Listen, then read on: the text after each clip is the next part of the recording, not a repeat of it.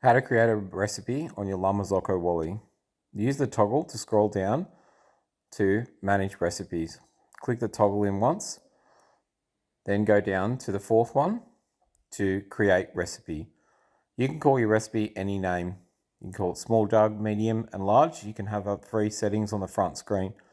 The next setting is the stretch settings. Stretch 1 is the flattest setting. Stretch 5 is a cappuccino style. I like to start at 2. Next step is temperature. I'm going to target 60 degrees. Then the colder temperature I use for my alternative milks, and I go 3 degrees cooler to ensure that it's textured correctly. Then my extra hot, I can go up to 15 degrees hotter. I'm selecting 10 of the temperature that you actually set it at. Then you want to go down to back and then click on the recipe that you want. Next step is to fill your jug to the correct level, 1 centimeter down, and I've shown a video on how to do that correctly as well. Make sure that you place the jug with the handle facing towards you to ensure that it performs properly. Then you engage the button, push it in, start the process. It'll now texture your milk. As you can see, the temperature rising. Make sure that the milk is cold. It will tell you if the milk is not cold enough. So if you've had milk sitting on a bench, it's suggested to put it back in the fridge after about 5 to 10 minutes. Once it reaches its temperature,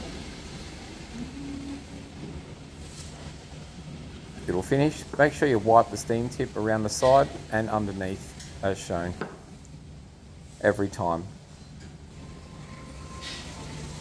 Then you can start pouring.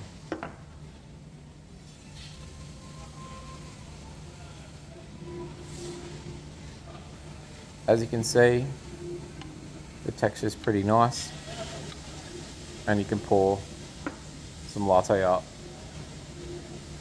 It does look a little bit thin, so now I'm going to try a different setting. So now I want to go to back, and I want to go to manage recipes, and then I want to go to edit recipes. Now I'm just going to change the stretch setting up 1 setting to number 3. You can leave it on that screen and run another test. Once you've found the correct one, then you can save it. So then you push the button on the left while you're in the edit recipe, and it will start the next jug. Make sure that you fill the jug 1 centimeter below the lip each time. This is to ensure that it will stretch correctly.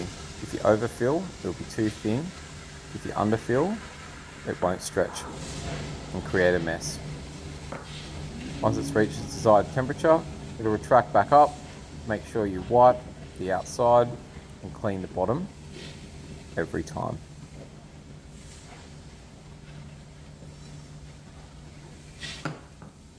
Now we're going to pour another one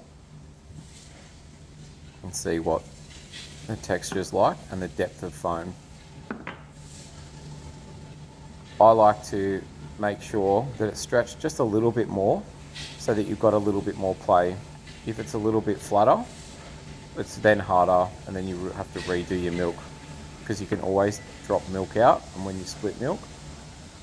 As you can see, it looks a little bit thicker, as I'm going to demonstrate now by dragging a spoon through both of those. The one on the left is the first one that we did on stretch 2.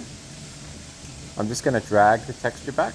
As you can see, probably only a couple of mil down, so it's pretty thin. And then this one is about 1 centimeter down, which is perfect for any sort of flat white latte and cappuccino style coffee. So I like 3, and I'm going to save 3. So then we want to go down to save, click on save, and then that is now your recipe. So we need to go back to the menu and then click on recipes, and then we're ready to go.